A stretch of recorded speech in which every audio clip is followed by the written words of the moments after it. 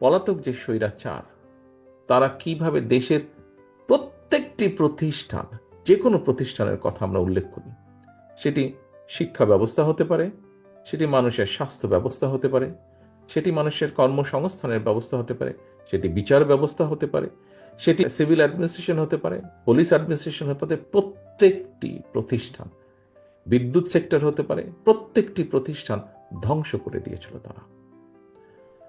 সবচেয়ে বড়, সবচেয়ে প্রথমে যেটি ধ্বংস করেছিল সেটি হচ্ছে বাংলাদেশের নির্বাচনী ব্যবস্থাকে বিতর্কিত এবং ধ্বংস করে দিয়েছিল। বাংলাদেশ জাতীয়তাবাদী দল এবং এই দলটি যে সকল রাজনৈতিক দলকে সাথে নিয়ে বাংলাদেশের মানুষের অধিকার প্রতিষ্ঠার আন্দোলনের সংগ্রামে ছিল, আমরা সকলে বিশ্বাস করি যে যেই প্রতিষ্ঠানগুলোকে ধ্বংস করে দেওয়া হয়েছিল, সেই প্রতিষ্ঠানগুলোর আমাদেরকে মেরামত করতে হবে। এবং যেহেতু আমাদের রাজনীতি হচ্ছে বাংলাদেশকে ঘিরে, বাংলাদেশের জনগণকে ঘিরে, আমাদের রাজনীতির সবচেয়ে বড় পুঁজি হচ্ছে এই দেশের জনগণ।